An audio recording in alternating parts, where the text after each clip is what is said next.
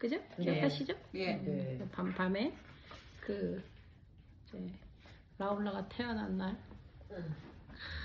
아들이 태어난 날 너무나도 기쁜 날인데 탄생에 대한 그 기쁨이 부처님으로 하여금 아마 출가에 대한 강한 동기를 부여한 것 같아요. 이제 그때 저번에도 얘기했지만 이 시대의 인도는 그 생애 주기라는 게 있대요. 그러니까 왜 갑자기 그때 부처님 출가를 하셨을까? 물론 이제 어릴 때 그 티네이저에 있었던 시절에 갑자기 그 나무 아래, 잠부나무 아래 앉아서 그 참선을 하는 그런 과정도 있고 동기부여가 되기도 했지만 이 라울라가 태어났다는 게 굉장히 의미가 있어요. 그러니까 그 다음 대를 이었기 때문에 아마 시달타도 편하게 이제 내가 할 일은 다 했다라는 그걸 한 것 같아요. 그러니까 생애 주기라고 말했는데 원래는 그 다 우리로 말하는 리타이어 출가? 인도라는 나라는 리타이어 출가가 사회의 전반적인 현상이었어요. 그러니까 출가라는 게 갑자기 여기서 하면서 이게 특이하게 내가 마음을 내서 깨달아야겠다라는 것보다 생을 마무리하는 과정이 그저 그렇게 출가라는 과정 또는 수행이라는 과정을 사회적인 전반적인 그런 현상이었기 때문에 부처님 당시에 그 뭐 나무 아래 명상을 하고 어떤 삶에 대한 그거를 반추하는 그런 과정들이 붓다가 시달다가 특이해서 그런 과정을 겪는 게 아니고 당연한 건데 이제 조금 더 이분은 일찍 그걸 한 거지. 그래서 태어나서 배워서 사회를 하고 돈을 벌고 또 대를 이어지면은 삶을 마무리하는 과정이 출가인데 이제 부처님은 그걸 좀 땡겨서 했다. 그렇게 사회적인 현상 중에 하나였다. 그렇게 생각합니다. 요새 그래서 우리나라도 무슨 출가라고 그래? 은퇴 출가? 리타이어 출가? 예, 그런 게 있어요.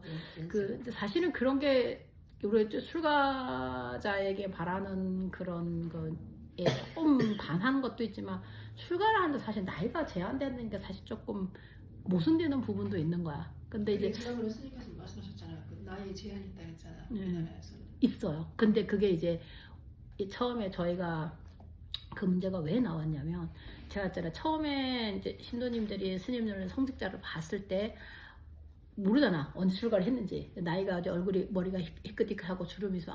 지금 출가하신 좀 오래되셨나 보다 해서 했는데 출가한 지 얼마 안 되신 분들도 꽤 있거든요. 그러니까 그런 사회적인 문제가 일어나면서 이 출가에 제한을 줘야겠다라고 조계종에서 그런 운동이 일어난 거예요.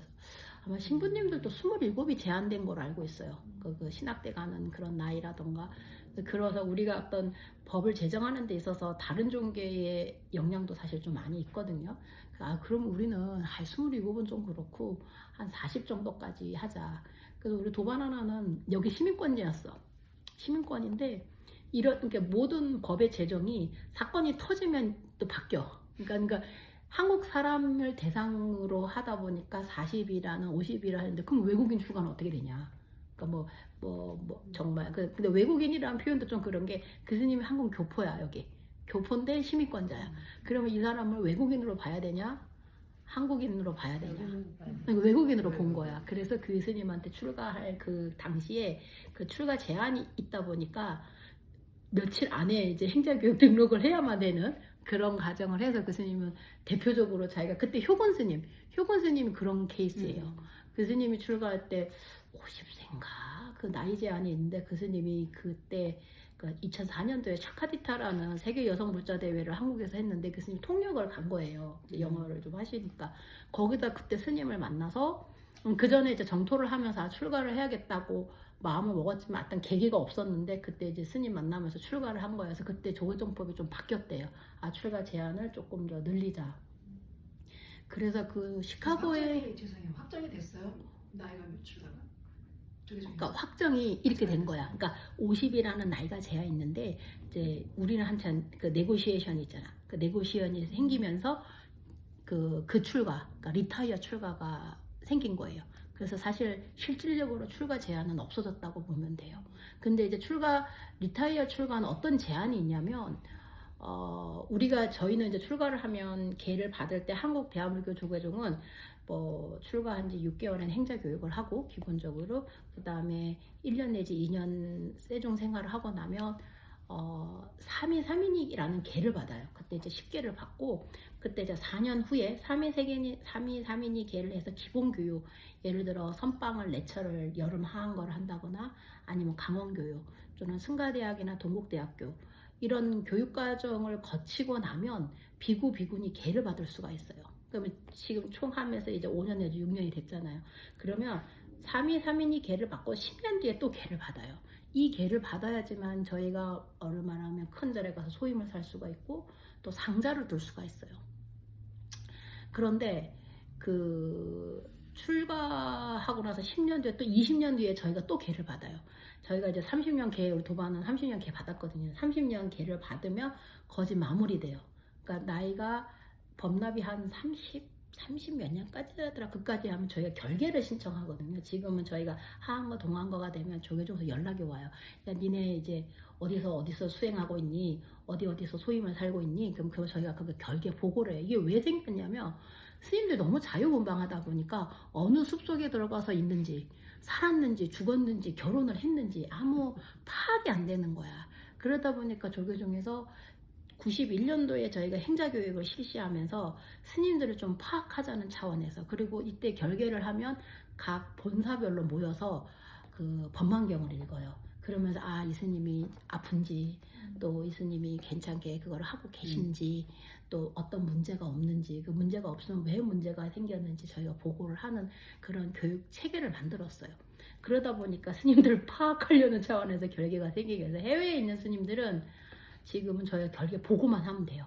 결계 보고만 하면 되는 혜택은 있고 한국에 있는 스님들은 본사 가까운 절에 본사를 찾아가서 그 1년에 이제 그 결계 신청하는 날짜가 나와요. 뭐 그러면 내가 그러면 서울에 있는 스님인데 결과를 내가 놓쳤어. 하한 건 아직 안 끝났는데 그러면 뭐 부산 범어사에서 마지막에 결계가 있다. 그럼 거기를 가요. 가서 이제 오늘 뭐 그 결계에 참석했습니다라고 연락이 들어오면 이제 그게 돼요. 근데 그걸 안 하면 10년 계하거나 20년 계를 받을 때 미뤄져요. 그래서 그 은퇴 출가자들 아마 10년 계까지만 받을 수가 있을 거예요. 그러니까 그런 제한을 둔 거예요. 왜냐하면 20년 계를 받아야 큰 절에 무엇을 살 수 있고 25년 계를 받아야 본사 주지를 살 수 있고 이게 이런 차등적인 그런 게 있다 보니까 어차피 나이 많이 드신 분들이 출가를 하면 그 어차피 그 나이라는 게 세속 나이가 한 70, 75 조계종에도 아마 주지를 할 수 있는 게 한 70 정도로 제가 알고 있어요. 물론 더 하시는 분들도 대부분 살살사함은 있지만 본사 주지는 아마 70이 나이 제한이 있거든요. 그러니까 그런 제한을 두기 위해서 그런 걸 한 것 같아요. 이제 법이라는 게 합리적으로 어떤 사안이 벌어졌을 때 거기에 맞춰서 조금씩 변했을 거예요. 아마 예전에는 저희 은사 스님이나 노 스님 같은 우리 노 스님의 주지를 내놓는 게 어딨어. 그냥 쭉 하시지. 은퇴라는 그 시스템 자체가 없으셨죠. 근데 지금 현재는 그러다 보니까 이걸 물려주지를 않는 거야, 주지직을. 왜냐면 제가 주지라는 소임은 살다 보니까 굉장히 경영이에요. 그러니까 경영이라는 거는 어떤 그 변화를 수긍을 하고 또 이 시대에 맞춰서 이걸 같이 가져야 되는데 이게 빠릿빠릿하게 안 들어오는 거야. 그러니까 사실 주지라는 소임 한 50대 내놓아야 돼. 왜냐면 50이 되면 아무래도 사회에 돌아가는 속도를 받아들이는데 굉장히 늦어지더라고. 그래서 그때쯤 되면 내려놔야 된다는데 노심들이 안 내려놔. 그래서 아마 조계종에서도 70 정도가 되면 주지를 내놔라 하고 암묵적인 푸시를 한다고 보면 돼요. 근데 그러면 스님들은 그렇게 이제 주님 뭐 20년, 30년 이렇게 이제 하시고 나서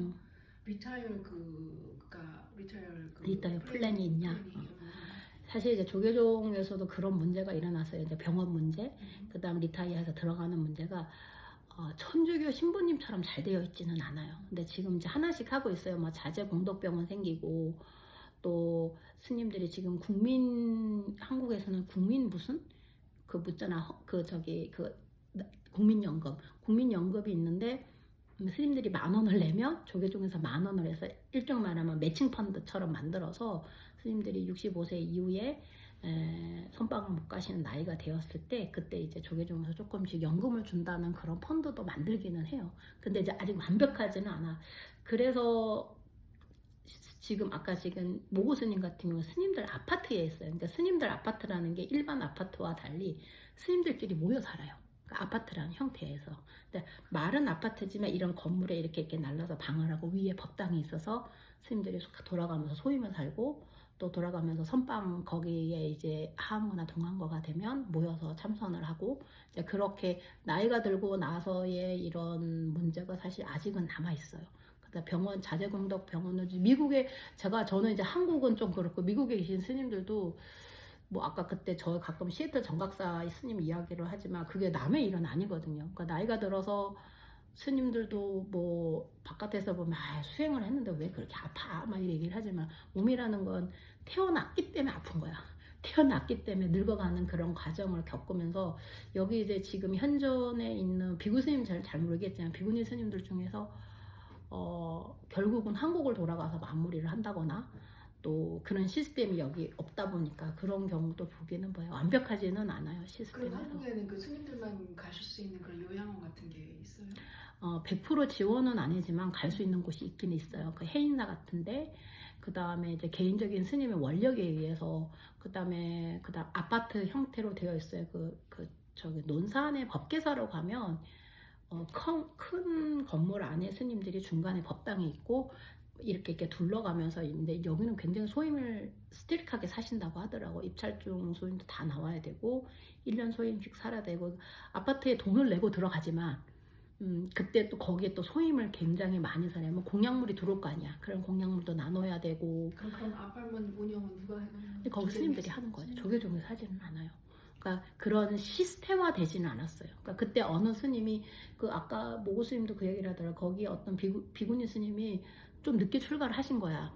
늦게 출가를 하셨는데 밖에 좀 재산이 있으셨대. 근데 이렇게 유산으로 받은 땅에다가 거기 이제 동생들이 좀 투자를 해서 거기다 아파트를 지어서 스님들 노후를 좀 해결할 수 있게끔. 근데 이제 그 아파트가 공짜는 아니야. 뭐 14평, 17평, 21평. 거기 어제 스님들 막 웃으면서 얘기하더라. 21평은 아무나 못 살아. 그러더라서 그게 왜 그래? 그랬더니 거기는 이제 바깥에서 소임을 좀 오래 사셨거나 어떤 재정적 여유가 있는 스님들이 상자 하나 데리고 이제 아파트를 들어오는 거야. 이제 그러려면 이제 방이 2개 정도는 되어 있어야 그걸 할 수 있으니까 21평 정도가 아마 최고로 큰 거라고 얘기를 하더라고. 그렇죠. 그리고 해인사에 있는 그 스님들 노후에 들어가는 거기가 있는데 거긴 한 1억을 냈네요. 1억을 내고 가면 그 대신 죽을 때까지 음식이 나오는 거야. 어제도 이제 스님들이랑 얘기하면서 1억 정도면 그렇게 큰 부담은 아닌데요. 우리 스님 다 굉장히 큰 부담이야. 왜냐면 이게 스님 수입이 없다니까. 그러니까 우리가 일정적인 정기적인 우리가 W2로 보고할 수 있는 그런 소임이 지금 현재도 조계종 총무원에서 소임을 살고 있는 스님들도 한 달에 바깥에서 말하면 연봉이 굉장히 낮아. 그러니까 뭐 내가 저번에 한번 스님한테 저기 총무원에 소임비가 얼마나 돼? 그랬더니 뭐 100 얼마? 200 얼마? 근데 바깥에서 보면은 엄청 없는 건데 우리한테는 그게 굉장히 큰 돈인 거야. 이 정기적으로 소임을 살면서 소임비가 들어오는 게. 근데 그 소임도 총무원 소임도 1년을 살거나 2년을 살거나 이게 비정규직에다가 1년씩 계약하는 형태로 되는 거야. 그러니까 그러다 보니까 안정적인 그 수입이 없는 상태에서 그게 힘들어. 그래서 예전에 한번 한국에서 종교인 과세 문제가 대두가 됐어. 근데 우리는 다 오케이였어. 스님들은. 왜냐면 우리는 그거에 안 걸려 아무도. 총무원장도 거기에 안 걸리는 거야. 그러니까 그 목사님들은 사실 그거 월급 말고 무슨 교육이나 자식들이 있기 때문에 뭐 이렇게 받는 게 굉장히 세분화가 되어서 그래서 목사님들이 종교인 과세 문제에 굉장히 예민해질 수밖에 없어. 그러니까 스님들은 왜 말이 없냐면 아무리 총무원장도 그 이상을 안 받거든. 그러니까 그 호봉이라고 해야 되나? 그 호봉이 굉장히 작아. 그리고 총무원장을 산다고 나서 한국처럼 우리로 말하면 대통령급인데도 뭐 뒤에 뭐가 나온다거나 그런 게 없거든. 그러니까 뭐 우리가 말하면 리타이어 하고 나서 뭐 계속 받는 그런 게 없다 보니까 그렇지만 이제 사찰에 머물고 소임을 살게 되면 우선 먹는 거, 입는 거, 자는 건 해결이 되니까 이거 3개만 해결되면 호화로운 삶인 거지. 우리 측에서 보면. 그래서 스님들이 막 예전에 뭐 무슨 재정 문제가 왜 스님들이 이런 게 뭐 무소유를 해야 되냐, 뭐 소유의 어떤 한계까지 가져야 되는 게 사회적 이슈가 가끔 될 때가 있는데 모르겠어. 어떤 긍정적인 부분과 부정적인 부분인 긍정적인 부분은 스님들이 그만큼 없으니까 좋은 거다 하는 거고 부정적인 부분은 어디까지를 소유라고 우리가 생각을 해야 되는가. 뭐 우리가 이제 사실 그렇거든. 또 뭐 문제가 있냐면 우리가 죽고 나서 그 뭐라 조금이라도 뭐가 남아 있을 경우에 이게 참 모호한 거야. 이게 사실 시주돈이잖아. 시주돈인데 속가 식구들이 이걸 탐을 내는 경우가 많아. 그러니까 왜냐면 조카라던가 뭐 좀 일찍 가셨으면 언니 오빠가 이런 뭐 사찰 재정을 하다 보면 어쩔 수 없이 개인적인 거로 이름이 올라갈 때가 있거든. 이제 그런 문제가 발생했을 때 법적 문제를 가면 거진 쳐 스님들이. 그래서 우리가 이 91년도 이후에는 그래요? 오면 거기 그래요? 사람들이 좀. 바깥 세법을 따르다 보니까 그래서 우리가 유언장을 써. 무슨 개 받을 때마다 소임 살 때마다 유언장을 써. 본 승적 번호에 누구누구는 모든 재산을 삼보를 정제하기 위해서 쓰고 남아있는 것은 어디다가 준다라는 유언을 써야 돼. 물론 이 유언이 얼마나 법적 효력이 있는지는 모르겠지만 갑자기 갔을 경우에 스님들이 뭐 교통사고를 당한 거나 심장마비를 해서 어떤 불사금으로 모아놓은 돈이 개인 재산으로 되어 있을 경우에 일어나는 문제를 방지하기 위한 거야. 그리고 이제 미국에서는 그 메릴랜드인가 거기서도 한국 절이 비구 스님이 한 30년 포교를 하셨는데 갑자기 가셨어. 가서 뜯어서 이 사찰을 재정을 뜯어보니까 남은 것도 없고 스님이 뭘 고친다고 리파이낸싱을 한 거야. 그 리파이낸싱을 한 거는 먼슬리 페이먼이 계속 있다는 거잖아. 그 결국은 사찰 주지 스님은 갖고 창건주 스님인데 죽었을 때 그거를 대체해서 그거를 매달 갚아야 될 누가 갚냐고 이거를. 신도들이 그걸 유지하면서 갚기 쉽지 않잖아. 자기 집 페이먼트도 힘들. 그래서 결국 그걸 팔아서 사찰이 없어지는 경우가 발생을 하더라고. 그래서 이제 이럴 경우에 우리가 조계종에 등록을 했으면 거진 등록을 많이들 하시면 많이 안 하지만 어쨌든 하면은 혜택이 있냐 그게 또 안 돼. 왜냐면 미국 코퍼레이션이랑 한국 코퍼레이션이 분리가 되어 있어. 그래서 한국 대한불교 조계종에서 그 재산을 보호할 수가 없어. 우리가 등록이 되어 있긴 하지. 마지막 최후의 작업으로 오기는 하지만 그런 과정들이 좀 남아 있더라고. 그래서 지금 현재 달마사 스님도 우리가 그 얘기했거든. 야, 우리가 무슨 문제냐면 달마사도 결국 그 사태가 일어나니까 재산 문제야. 결국 돈 문제였거든. 그러면 한국에서 우리가 컨트롤할 수가 없으면 미국에서 코퍼레이션을 하나 만들어서 우리가 거기 가입을 하자. 그러면 우리가 자체적으로 재정도 보호하고 또 위에서 코퍼레이션을 이걸 못 팔게 어떤 재정적으로 묶어놓으면 조금 더 보호가 되지 않을까 하는 그런 생각을 해서 이제 법 조항을 좀 만들어보자 하는 그 뭐 왜냐면 문제가 발생했을 때 그걸 해결하는 차원에서 만들어져 가니까 그게 좀 그런 부분들이 좀 있어요. 어디까지 가다 그까지 갔을까? 시작도 안 했는데. 예, 저희는 종교 단체로 되어 있기는 해요. 왜냐면 이 예? 펄밋이 지금 펄밋이 두 가지 종류예요. 그러니까 커퍼레이션에 대한 펄밋이 있고 이 건물에 대한 조닝 펄밋이 두 가지가 있는데 이 법인체는 다 나 있고요. 원래부터 제가 샌프란시스코 버클리 있는 걸 갖고 와서 왔기 때문에 그대로 여기는 네바다는 브랜치가 굉장히 쉽게 내게 돼 있어요. 그러니까 왜냐하면 이제 비즈니스가 다른 스테이트나 다른 나라에서 했을 때 여기 와서 비즈니스를 하라고 브랜치가 내는 게 굉장히 법이 쉽게 돼 있고 그 다음에 두 번째는 이 건물에 대한 펄밋은 지금 오자마자 신청을 했는데 아직도 진행 중이에요. 우리 카우니 사람들께서 일을 빨리빨리 안 하신대요. 뭐 하나 하면 3주, 하나 하면 뭐 몇 달이 걸려서 우리 그 아큐텍처도 계속 지금 뭐 3가지 것 중에 하나는 통과했고 2가지가 더 하면 올해 안에는 어떻게 해보겠다고 계속 트라이를 하고 있어요. 그럼 불미시사는 무슨 이득이 있어요? 이득은 없고요. 저희가 예전 건물에 무슨 문제로 이쪽으로 이사를 왔냐면 법회 금지가 떨어졌었어요. 그러니까 법회 금지가 떨어지면 법회를 스탑해야 돼요. 그러니까 법회를 하는 순간 그날부터 벌금이에요. 그러니까 몇 명 오면 얼마 벌금? 처음엔 100불, 처음에 200불 해서 그게 1000불까지 올라가더라고. 근데 법회 한 분하고 벌금을 1000불, 10,000불씩까지 맥시멈이 10,000불까지예요. 계속 룰을 안 지켰을 게. 그래서 저희가 이쪽으로 이사 왔었거든요. 근데 지금은 사실 법회하는 거 아무 이상 없어요. 그때는 왜 금지령이 떨어졌어요? 그게 레지덴셜 지역이라 마을 사람들 투어가 들어갔어. 그래가지고 거기에 법회를 더 이상 하면 안 되는 상황이었어요. 그거 왜 그때. 문제가 없었어요? 왜냐면 그게 파킹 문제였거든. 그래서 법회를 할 수가 없어서 우리가 이사를 나온 거예요. 어디서요? 예? 여기 두 블럭 밑에 그 조금 더 마을이죠. 여기는 웜스프링이란 큰 도로인데 거기는 몰딩 애비뉴라고 조금 작은 그 안에 있었어요.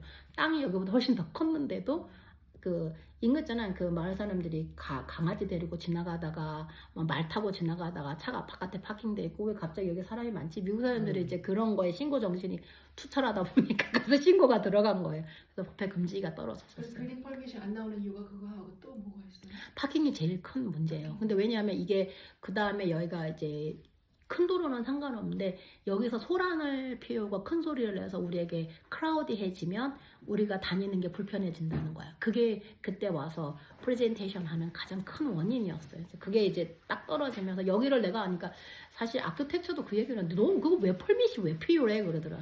야 내가 이런 걸 한번 받았었어. 그래서 내가 오자마자 그거를 신청을 했고 지금은 아무도 그거 할 수는 없어요. 근데 저희가 마지막 단계는 파킹을 다 하고 이제 도장 찍는 거 법회하는 건 사실 상관없고 파킹을 그쪽에서 원하는 거대로 바꾸고 그다음 게이트를 좀 안쪽으로 옮겨주고 4차선으로 된대요. 그래서 이게 세이프 이슈가 있어서 게이트를 한 16피트 안으로 옮기고 그거만 하면 돼요. 근데 그거를 해야 되는데 그 허가되는 시간이 지금 2년이나 지금 걸리고 있어요. 그래서 그 두 문제. 예, 그 두 가지만 고치면 저희가 다 돼요.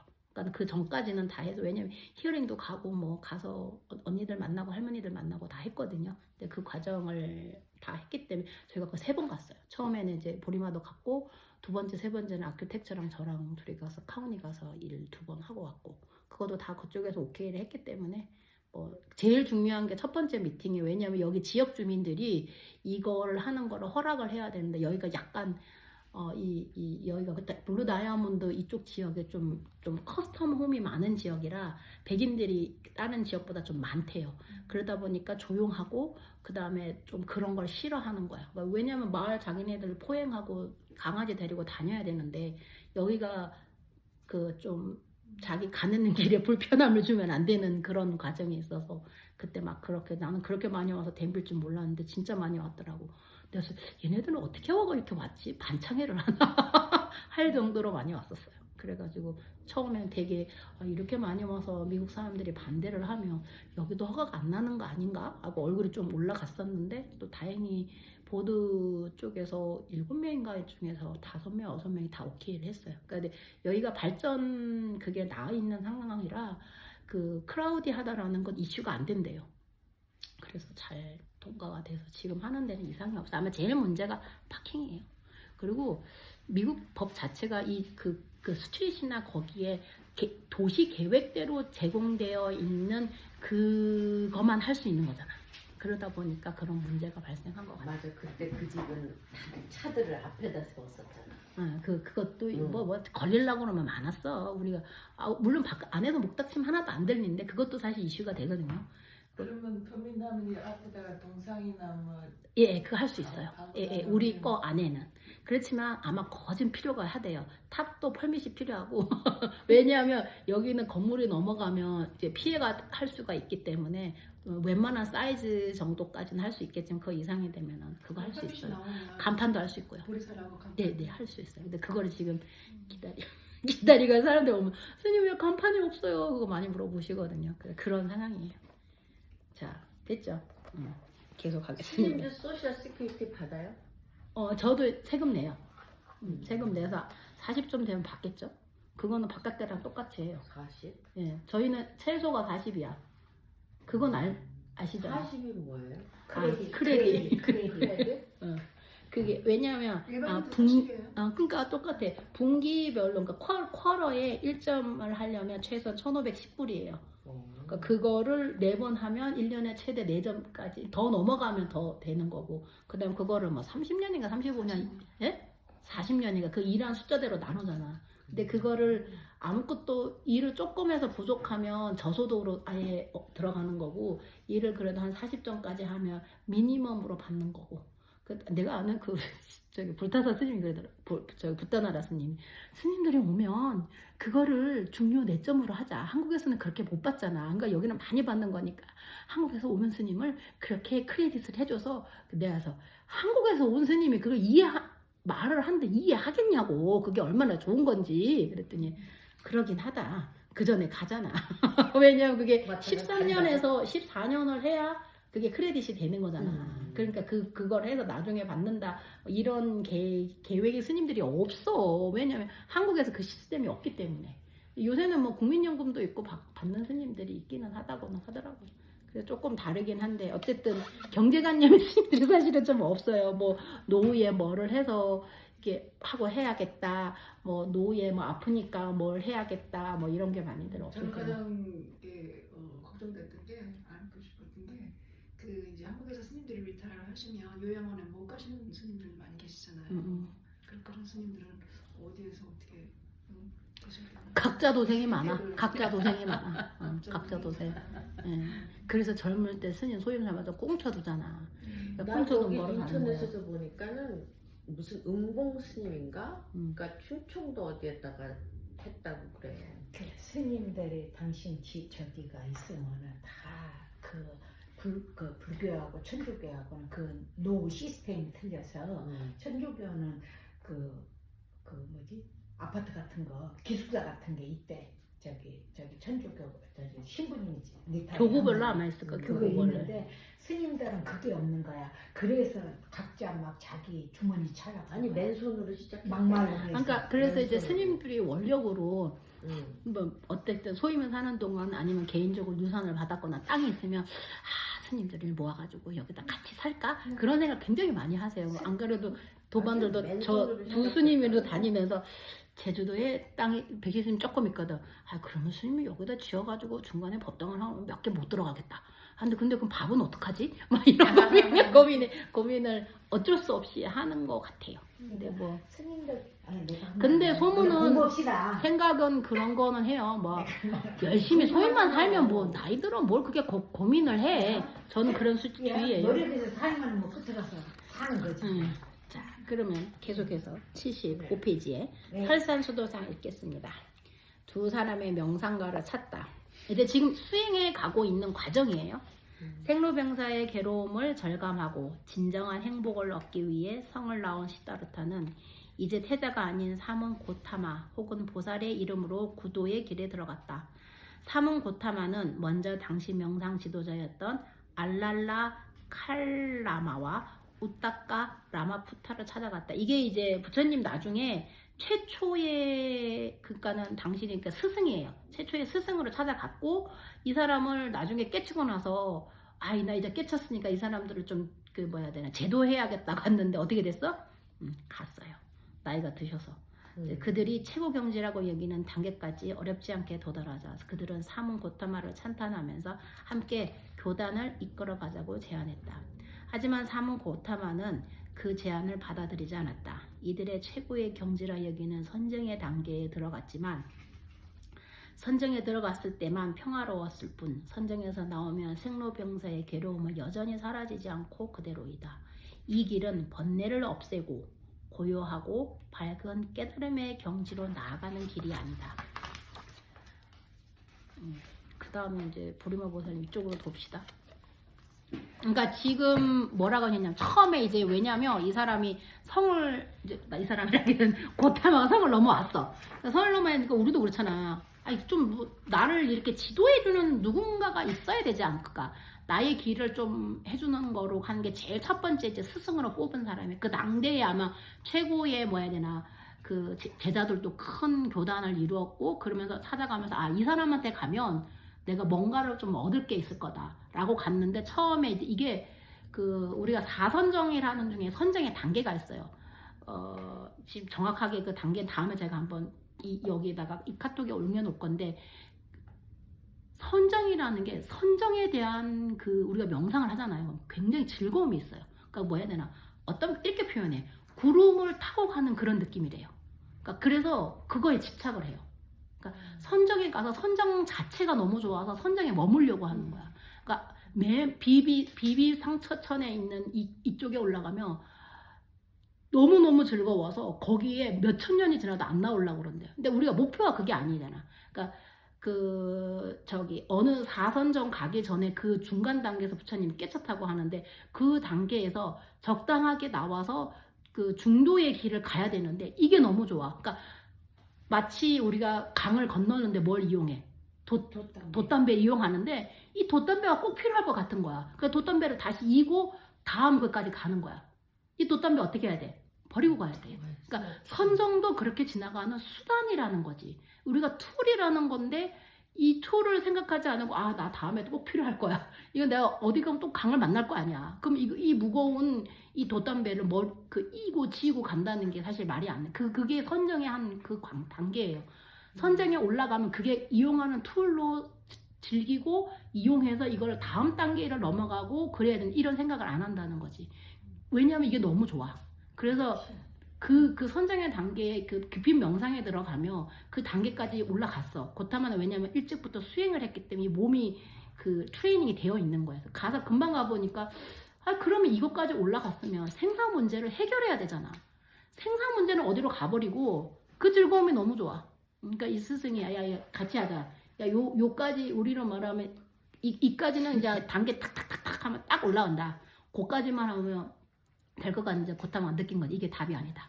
선정의 기쁨에 빠지지 말자.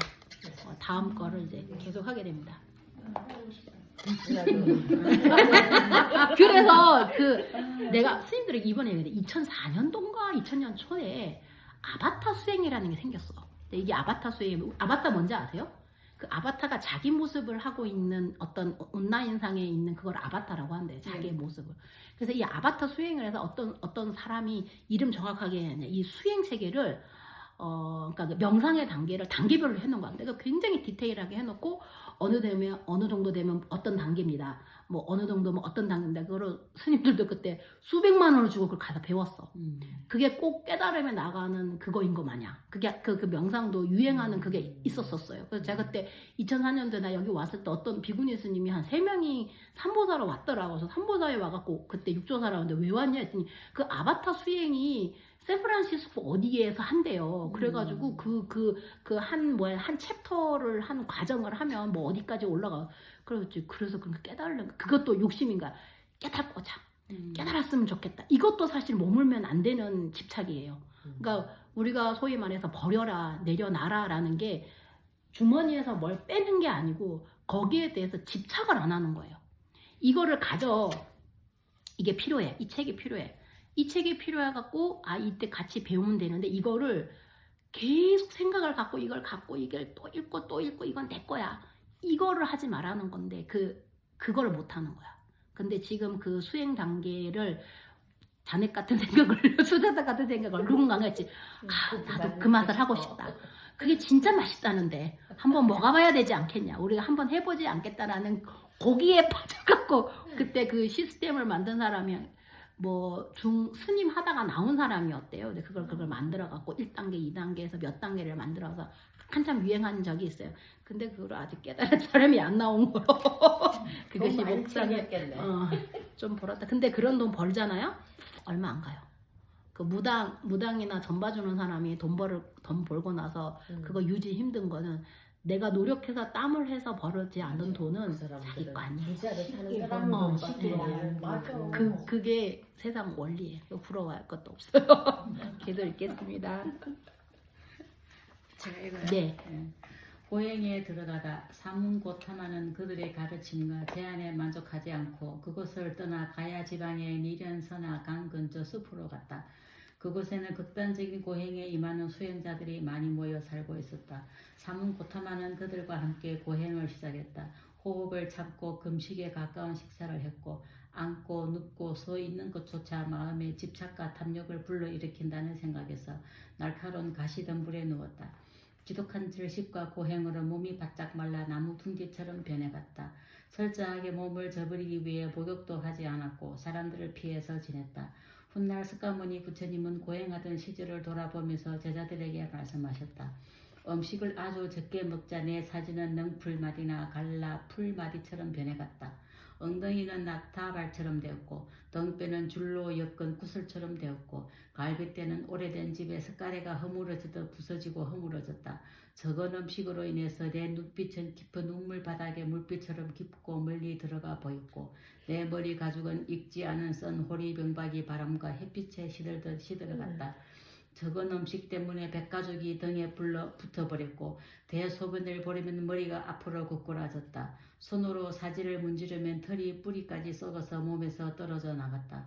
고행을 지켜보던 천상의 신들은 깊은 시름에 잠겼다. 어떤 신들은 삼은 고탐하는 죽었다고 했고, 어떤 신들은 아직 죽지는 않았지만 죽어가고 있다고 했고, 또 어떤 신들은 삼은 고탐하는 깨달음의 경지에 들었다고 했다. 그때 천상의 신들이 다가와서 말했다. 존경하는 분이시여, 음식을 꺼내면 안 됩니다. 만약 고행을 고집한다면 우리는 당신의 털구멍으로 천상의 음식을 공급해 드릴 것입니다. 삼은 고탐하는 천상의 신이 제공하는 음식으로 연명한다면 고행을 속이는 것이라고 생각하여 그 제안을 거절했다. 태자비 야소다라는 남편의 고행 소식을 듣고 화려한 옷과 기름진 음식을 멀리하고 궁궐에서나마 자신도 수도자처럼 지냈다.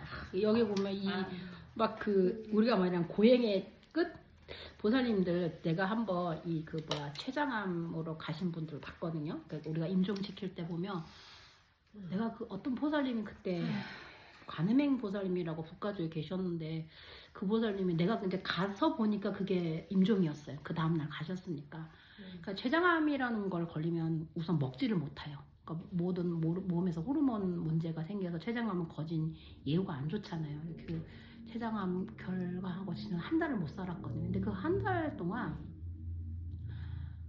아무 얼굴이 없더라고. 그러니까는 정말 우리로 말하면 뇌 얼굴 동그랗겠잖아. 이 얼굴에 가죽이 탁 붙어서 눈도 튀어나오고 코도 살이 아무것도 없으니까 이 뼈 안에 다 붙어버리더라고.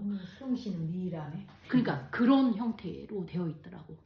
그리고 막 이제 무슨 옷을 입고 있기 때문에 속은 안 보이지만 이 보이는 그 있잖아 팔이랑 이 다리에 다 이렇게 뭐 해야 되나 그냥 거기에 살짝 껍질이 붙어 있는 형태 그런 거로 마지막에 가더라고. 그러니까 그런 말하면 먹지 못한다는 그 개념. 내가 이거 보면서 야 맞다 그런 모습이었겠구나. 얼굴의 형태가 전혀 없어. 그냥 이 피부가 스킨이 남아 있는데 뭐 이렇게 잡아지는 것도 없고 그냥 이렇게 잡으면 이제 이게 천이 붙어 있어서 그냥 따라갈 수준 있잖아. 그런 거 내가 원래 그 보살님의 모습을 알고 있는 상태였기 때문에 내가 그 보살을 갔을 때 뭐 어떻게 하지를 못하겠더라고. 아 이래서 가겠구나. 못 먹고 가면 이렇게 가겠구나. 그 보살도 저기 뭐야 스탠포드 가갖고 그 췌장암이라는 암이라는 거 결국 알고 갔는데 그 알지 한 달도 안 돼서 갔어. 이게 이걸 하면서 때 가잖아. 때 가서 이제 암인지를 하는데 그 때 가면서 확 번졌대. 그러니까 그거를 그러니까 암이라는 걸 알기 위해서 때 갔는데 오히려 그래서 막 그때 그 거사가 그 의료사고라고 막 이거를 뭐 해야 된다 막 그렇게까지는 나왔는데 뭐 억울하니까. 근데 와 사람이 가장 무섭대요. 네, 그렇게 완전 그 내가 은주 여기 저기 은주도 췌장암으로 사실 간 거였는데 은주는 그 정도는 아니었어. 왜냐면 내가 그 가는 날도 갔었기 때문에 좀 있었어. 그때 은주는 췌장암인데 마지막 황달 그러니까 간 기능, 신장 기능이 다 이제 하니까 은주 같은 경우는 완전 노랬어. 몇 살이었어요? 내가 52살이야. 52, 그러니까 지금 한 몇 년 됐는데 그때는 그 정도까지는 아니었어. 췌장암인데도 불구하고 엄마가 계속 먹여서 그런지 안 먹었다고는 하는데 계속 먹여서 그런지 피부가 그 정도는 아니었어. 그냥 도란 상태에서 호스피스 그때 했었거든. 근데 내가 이거 보면서 야 맞아 사람이 그때 죽을 때 안 먹으면 이렇게 되겠구나. 내가 어제 이거 이건데 막 눈물이 막 생각이 나는 거야. 맞아 이 피부 안에 수행이라는 거 하면 이제 뼈가 이 표현이 썩은 석가래 무너지듯이 무너진다라는 표현이 석가래가 뭔지 아세요? 집에 지붕에 보면 이렇게 나무로 엮어져 있는 거야. 그게 낡으면 정말 툭 떨어지면 이렇게 확 무너지거든. 그런 모습이고 이제 부처님 고행상 중에 가끔 나오잖아. 이러고 계시는데 그 무슨 뭐 갈비 이렇게 다 들어버리고 이게 눈 툭 튀어나오는 그 모습이 부처님 모습 중에 그게 가장 환희로운 모습이라고 얘기를 하는데 그걸 너무 디테일하게 묘사를 너무 잘한 거야. 여기 표현을 너무 진짜 그래 이게 뭐야 그림 그려지는 듯한 예, 묘사. 그래 이러니까 다 말라 비틀어져서 아무 핏기도 없고 그래서 이 부처님 이거를 왜 그럼 이런 고행을 했을까? 고행을 한다고 해서 깨쳐지는 게 아니다라는 걸 보여주기 위해 우리가 말하는 그 중도라는 입장이 가운데 길이 아니에요. 양극단의 길을 가지 않는 거예요. 근데 이거를 양극단의 길은 가면 안 되는 거야 라고 처음부터 설명을 하는 게 아니고 양극단을 가보는 거예요. 왜냐하면 출발지가 아니라는 거지. 옛날에 성철 스님이 그 얘기를 해요. 경전 보지 마라. 그러니까 글자로 보지 마라. 글자로 깨칠 수 없는 거다. 그렇게 얘기를 하는데 아니 그래도 뭘 알아야 깨칠 거 아니야. 근데 성철 스님은요 443경 다 배운 사람이에요. 그 443경을 다 통달하고 결론이 그거로 그 불임문자라는 게 아니다라는 거 얘기를 하는 거지. 그것도 안 해보고 아무것도 모르는 사람이 불임문자 이렇게 해갖고는 그걸 모르는 거야. 그것이 극단적인 그런 것까지 그럼 다 해봐야 이제 부처님 설명해 줬잖아. 너무 끝까지는 가지 마라. 우리가 이제 그 애들이 하는 경기 중에 이렇게 나무떼기를 놓고 그 중앙을 가는 그런 게 아니고 이걸 꼭 중앙 가는 게 아니고 넘어지지만 않은 거야. 그걸 지나가야 되는데 그 정도의 그게 중도가 가운데 길이 아니고 극단을 피하는 길. 근데 사람이 극단적인 행동을 하더라고. 고행도 이제 해봐야 이런 소리를 하시겠지만 너무 치열한 당신의 삶을 아니, 그리고 여기 표현했잖아. 천상에 와서 이 마지막 그 생각해보니까 이 털이 다 말라 비틀어진 거야. 영양이 아무것도 없으니까 털이 툭 떨어져가지고 말라 비틀어져서 떨어졌는데 거기에다가 천상의 음식에 공양을 하겠다니 아마 그 얘기 하거든요. 도사 신선들이 안 먹고도 몇십 년을 산대요. 근데 그게 공기 안에서 영양을 흡수한대요. 공기 안에서 이 공기 안에서 일종의 보면 과학적으로 과학적으로 설명하는 거야. 원소나 분자의 형태로 들어오면 그러니까 어떤 내가 그런 그게 막 있다면 도의 경제가 된다면 굳이 먹지 않아도 충분한 영양소를 흡수할 수 있겠구나라는 생각을 난 과학 시간에 했어. 아 이게 가능하겠구나. 우리가 화학 시간에 분자 요소 배우잖아요. 어차피 우리를 몸을 구성하고 있는 그거는 많은 원소나 분자에 의해서라면 어떤 뭐 지금으로 말하는 아주 특수한 기계에 내가 그런 기술이 있다면 굳이 호흡 안에서 공기 안에서 많은 뭐 질소라던가 뭐 HO라던가 화학이라던가 뭐 이런 거 다 그걸 흡수를 하면 어떤 지금 우리 인간의 그런 능력이 없겠지만 그것도 가능하겠구나. 그리고 그런 거잖아. 하나를 먹고 이제 한 달을 버티는 그런 약이 나올 수 있다. 그런 게 어떻게 몸에서 가능할까? 그거는 그 시대에 어쨌든 그 도의 경지라는 것이 그렇게 판단하면 불가능한 것도 아니겠다. 그리고 썩지 말라는 방부제. 어쨌든 그거를 우리 몸을 유지할 수 물론 지금처럼 뭐 살이 찌거나 이러지는 않겠지만 최소한의 효소로 인간이 살아갈 수 있는 그거를 제공을 하는 것이 가능할 수도 있겠구나라는 내가 망상을 예전에 좀 했지. 신선이 안 먹고도 살 수 있다라는 게 가능할까? 예전에 어떤 그 중국 비구니 스님이 만났는데 그 스님이 그러더라고. 자기는 딱 스님 되고 생리를 안 한대. 근데 내가 왜 생리를 안 해? 했더니 자기가 그 수행하면서 그거를 끊었대. 근데 그게 수행을 하면서 가능해? 했더니 그 후로 자기는 안 한다고 하시더라고. 그러니까 그 자기 몸 컨트롤을 할 수 있다고. 그 스님의 도의 경지가 그건 난 잘 모르겠지만 그렇게 자기 몸에 일어나는 그런 현상들을 파악하면서 제어할 수 있는 능력이 있는 것 같아요. 물론 대단한 저는 도인이라기보다는 그건 가능하다고 봐요. 일반 그러니까 기도하시는 스님들이 우리는 좀 힘들지만 스님들이 정말 내가 이렇게 아니 이제 이 자기 몸이 내 우리가 몸을 관찰하는 거지. 인간이 그러니까. 인간이 필요한 영양이 우리가 100이 필요하다면 그런 정진하시는 스님들은 아마 10으로도 그게 이렇게 유지가 될 수 있는 것 그건 가능하다고. 그리고 이제 참선 수행을 하면 어쨌든 수행의 경지가 올라가면 이게 비구 스님들도 어쨌든 남성적인 그런 생식 본능이라는 게 있잖아. 이거를 수행을 이렇게 커버를 갖는데 커버를 하는데 그래서 그때 한국에서 그 보살님들이 공양을 가면 아주 얇은 거로 커버를 하고 있는데 보살님들이 오면서 이게 분을 바르잖아. 그 분가루 하나가 이거를 오픈을 한대.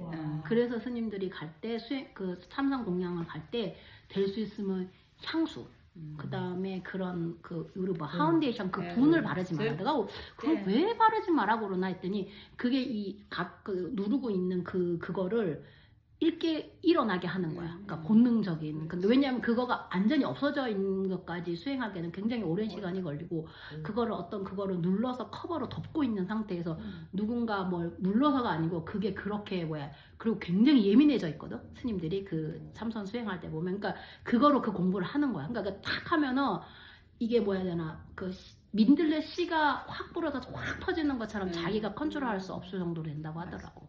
그래서 갈 때 뭐 옷도 조심하고 뭐 이게 뭐 그런 거가 자극할 수 있는 그는 육군을 자극할 수 있는 일을 최대한 하지 말라는 게 그렇게 얘기를 하는 거야. 그래, 맞아. 가는데 뭐 꼭 그렇게 하고 가야 되나? 뭐 우리 그 옛날에 절에 보기사 미국에 있을 때는 이제 젊은 애들이 오면 팬티인지 반바지인지 아무 그러니까 구분할 수 없는 옷을 절에 입고 오잖아요. 그러면 이제 거사님들이 뭐 당신 수행도 안 하면서 그 뒤에 앉아 있으면 엉덩이를 위로 올려 부처님 보고 봐야 되는데 이걸 보지를 못하겠다는 거야.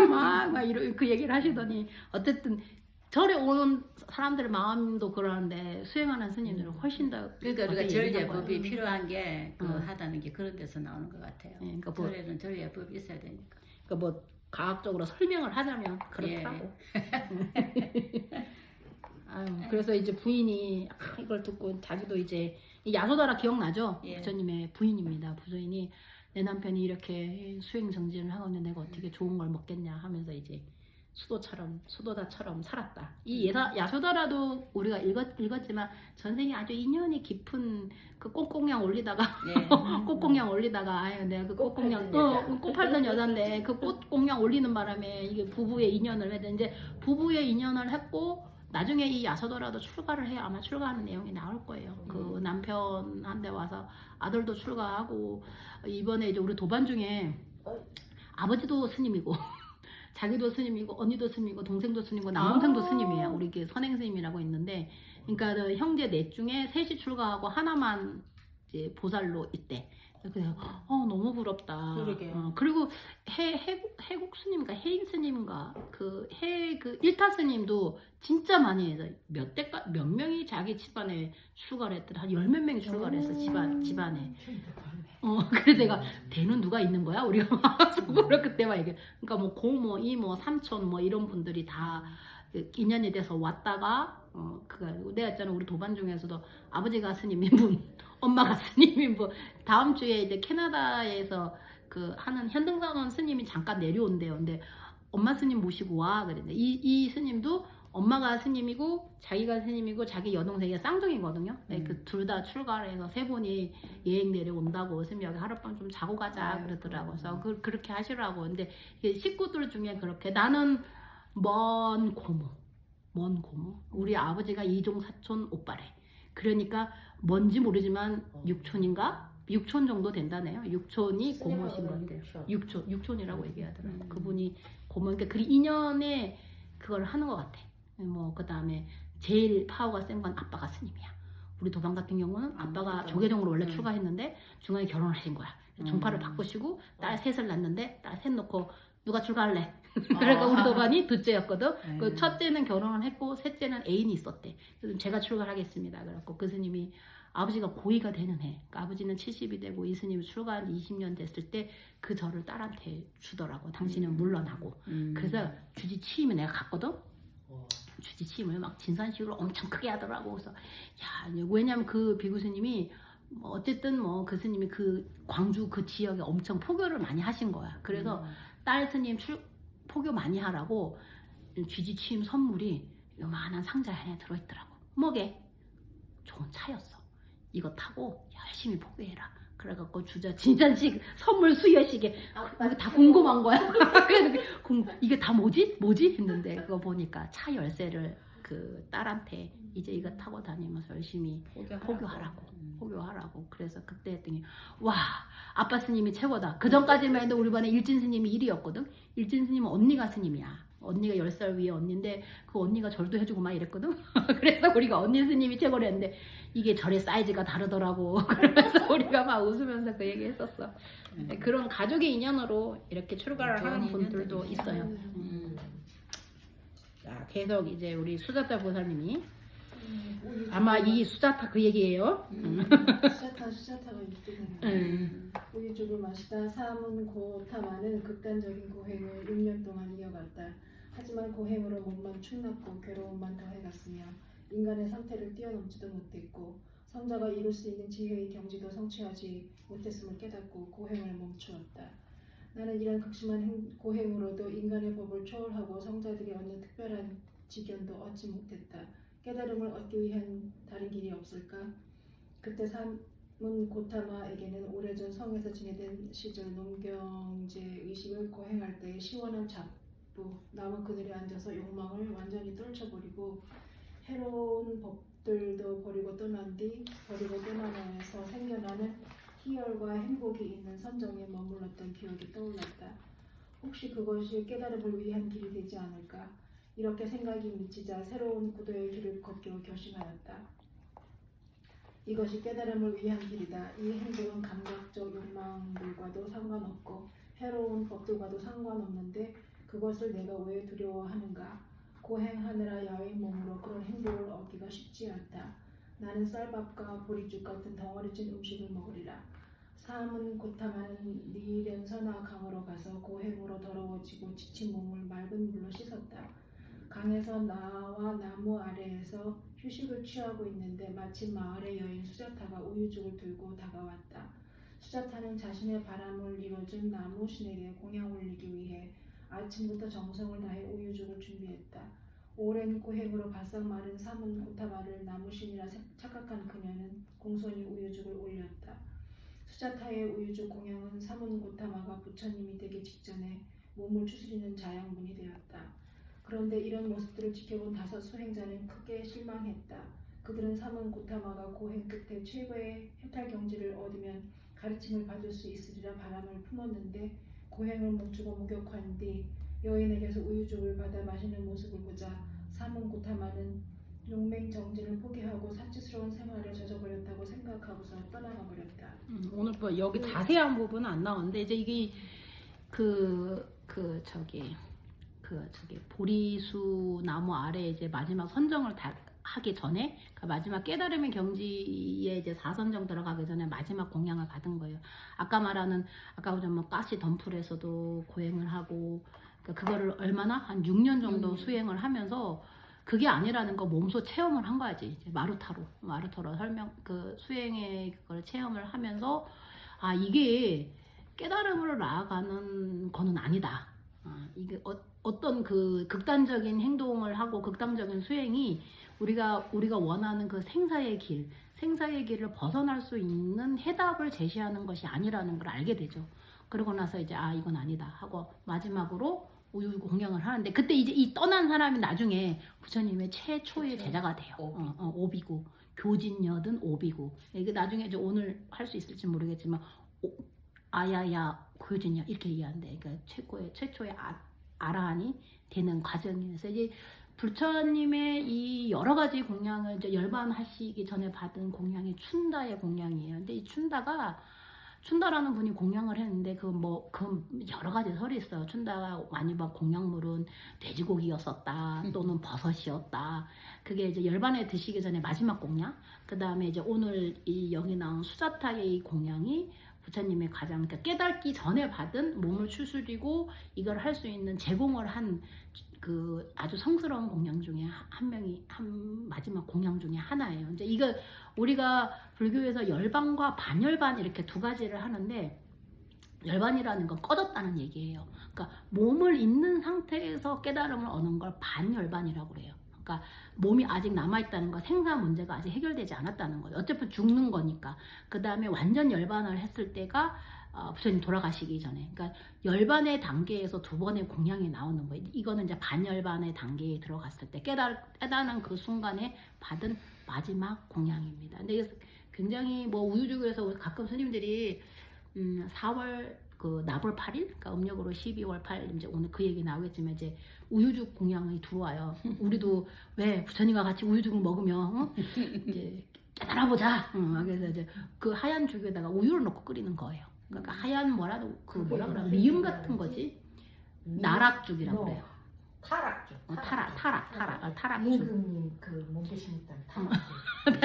그러니까 이제 타락죽을 하는 거. 그러니까 그 쌀에다가 그거 대신 이제 우리로 말하면 잣죽이라던가 녹두죽이라든가 많은 중에서 아마 그 당시에 약간 부처님한테 공양 오른 게 아니고 워낙 수행하다 보니까 말라서 이게 나무인지 사람인지 모르고 공양을 올렸다라는 부분들 이런 내용 해석도 있고 그냥 부처님이 마지막 그 모습에 수행하는 모습에 반해서 그냥 내가 오늘 이 공양을 누군가에게 해야겠다 하고 그렇게 해석하는 부분도 있는데 아마 이제 불교 성전에서는 수자타가 그런 나무 신에게 올리려다가 안 그래도 오늘 뒷마당 가면서 이 우리 목신이 잘 있어야 되는데 막 이런 얘기를 했지만 그 전통적으로 가지고 있는 우리 집에서 오래된 나무를 뵐 경우에는 반드시 기도하고 해야 돼요. 왜냐면 거기 나무에는 목신이 있대요. 그래서 떠나라고 이야기를 하고 이제 우문사도 큰 나무 뵐 때는 온 대중이 나와서 약창캐라도 한 편 읽고 그 나무를 잘라요. 그리고 목수들도 목수 일을 하잖아.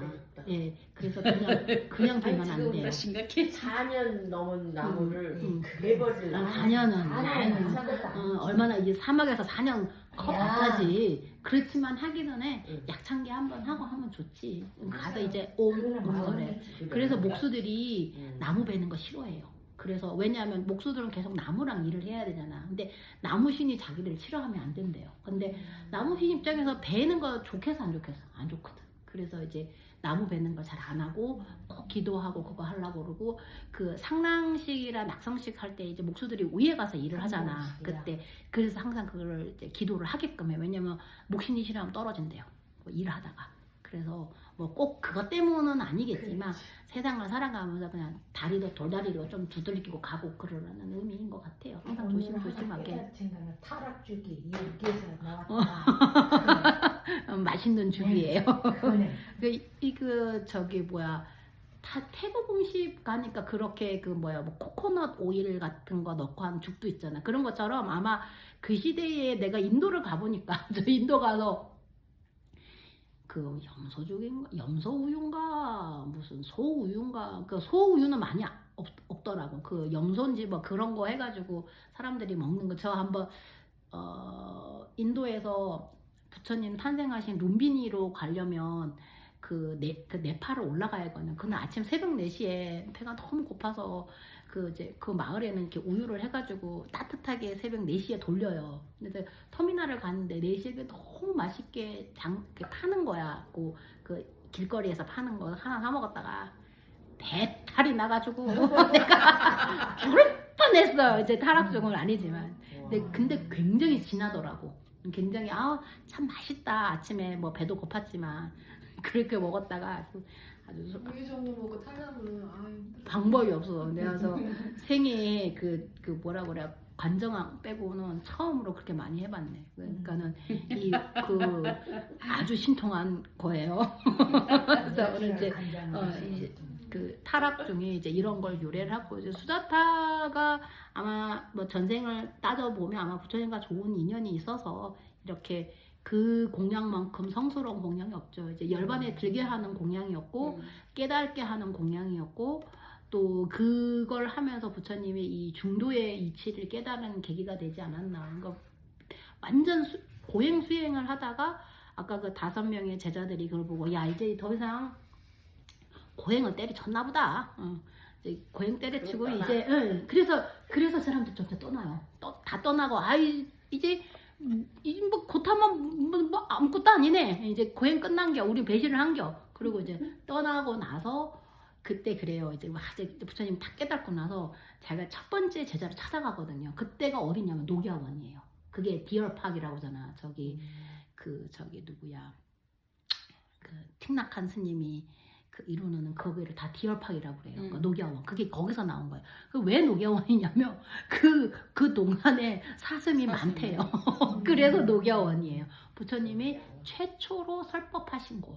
한국에 가면 그 녹야원 그게 있어요. 이렇게 성이 이렇게 쌓여져 있어. 그 전 벽돌로 이렇게 탑을 쌓아놓은 그곳이 있고 사슴이 살 정도로 아주 그 풍족한 풀을 형성하고 있는 그런 곳이었어요. 여기는 뭐 그렇지는 않지만 어쨌든 그 이름에 와서 이 5명의 교진녀들이 저 배신한 저 고타마가 온다. 우리는 아무도 일어나서 뭐라고나 한국식으로 하면 쌩 까자.